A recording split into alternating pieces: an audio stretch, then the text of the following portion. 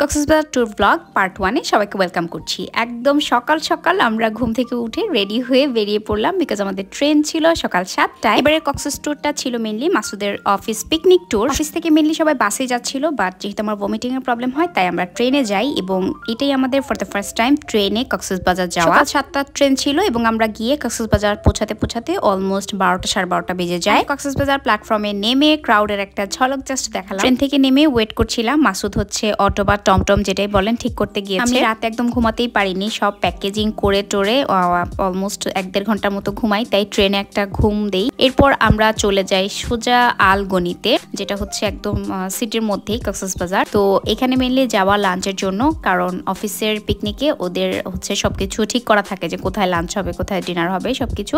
Even মেনুটাও হচ্ছে office থেকে select করা থাকে। তো আমরা গিয়েই হচ্ছে ফার্স্টে লাঞ্চে ঢুকে যাই। সেদিনের মেনুটা দেখিয়ে দিলাম কি কি ছিল, বাট খাবারটা একদমই বাকওয়াস ছিল। সেদিনের লাঞ্চটা আমার একদমই ভালো লাগে নাই, তবে এর পরের দিনের লাঞ্চটা আবার খুবই মজা ছিল, যেটা আমার ভিডিও করা হয় নাই। লাঞ্চের পর আমরা চলে যাই আমাদের হোটেলে। আমাদের জন্য রুম বুক করা ছিল দ্য কক্স স্টুডিওতে। লাস্ট ইয়ার পিকনিকও ওদের অফিস থেকে কক্সবাজারে যায় এবং তখনও আমরা কক্স স্টুডিওতেই ছিলাম। মাসুদের অফিস থেকে এই পরপর 2 বছরই কক্সবাজারে পিকনিক হচ্ছে এবং অলমোস্ট সিমিলারই হচ্ছে সবকিছু। সো আমার কাছে খুব একটা স্পেশাল কোনো কিছুই লাগছে না। গতবারের কোনো ব্লগই আমি শেয়ার করি নাই, বিকজ ওদের অফিসের এই পিকনিকটা এক রাতের জন্য কক্সবাজার থাকা আমার কাছে একদমই কোনো রকম কোনো মজার কিছু মনে হয় না বা এনজয় করার মতো কিছুই ফিল হয় না। যদিও মাসুদ গতবারও আমাকে একদিন আগে নিয়ে গিয়েছিল, মানে আমরা থার্সডেতে গিয়েছিলাম, সবাই ফ্রাইডেতে যায় আবার স্যাটারডেতে চলে আসে। তো সে আমাকে একদিন আগে নিয়েছিল, বাট সবকিছু আগে থেকে শিডিউল করা থাকে, তো দ্যাটস ওয়াই খুব একটা এনজয় করা যায় না, মানে আমার মন মতো হয় না আর কি। কথা বলতে বলতে আমাদের রুমের ভিউটা এবং রুম থেকে বারান্দার ভিউটা আপনাদেরকে শেয়ার করে ফেললাম। দেন আমরা হোটেলে গিয়ে আসলে একটা লম্বা ঘুম দেই।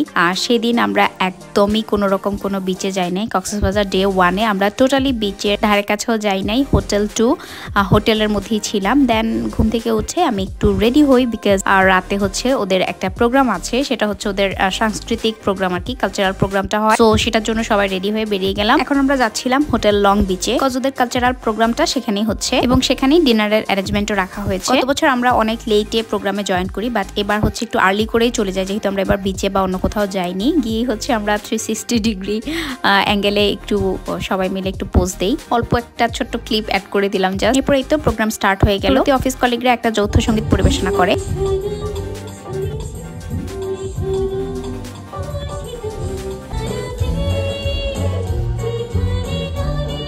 কয়েকজন সিঙ্গারও ছিল, ওনারা নিজেদের পারফরমেন্স করে। দেন আমরা চলে যাই ডিনারে। ডিনারে ছিল হচ্ছে বাফেট ডিনার থাকে প্রতিবারই, গত বছরও সেম ছিল এবং লং বিচের এই ডিনারটা আমার কাছে ভালোই লাগে। তারপরেই তো বসে থাকতে থাকতে টায়ার্ড হচ্ছিলাম, আর এদিকে মানহা হচ্ছে রাফেলডর ওখানে চলে যায় একটু হেল্প করতে সবাইকে। খুব আশা নিয়ে বসেছিল একদম লাস্ট পর্যন্ত যে সে কোনো একটা গিফট পাবে, বাট আমরা কিছুই পাইনি। এই তো রাতে হোটেলে চলে আসলাম এবং আমরা ঘুমিয়ে পড়ি, কিন্তু সেদিন রাতে মায়াস খুব বিরক্ত করে, অনেক কানাকাটি করে সারা রাত। সে নিজেও ঘুমাইতে পারে না, আমাদেরকেও ঘুমাইতে দেয় নাই এবং পরের দিন সকালবেলা আমরা উঠে যাই ঘুম না হওয়া সত্ত্বেও, বিকজ ব্রেকফাস্ট করতে হবে এবং 10টার মধ্যে যেতে হবে। তো আমরা অলমোস্ট 9:30 করে গিয়ে ব্রেকফাস্টের জন্য জয়েন হই। একটা দিন সময়ে বিচে না যেতে পারার একটু পরিমাণও আফসোস আমার ছিল না এবং এর কারণটা আপনারা কক্সবাজার ট্যুর ব্লগ পার্ট 2 দেখলেই জানতে পারবেন। এই তো ব্রেকফাস্টের পরে রুমে গিয়ে আমি রেডি হয়ে যাই ফর দ্য ডে। এই মেকআপ লুকটার ভিডিও যদি কেউ চান অবশ্যই আমাকে কমেন্টস করে জানাবেন। আমি আই থিঙ্ক শুট করেছিলাম। তো শুক্রবার যাই এবং শনিবার হোটেল ছেড়ে দিতে হবে এবং বিকেলে সবাই রওনা করবে চিটাগং রুটে। ছাড়া আগ মুহূর্তে দেখেন আমার ছেলের কাজ, সে তার সুন্দর ক্যাপটা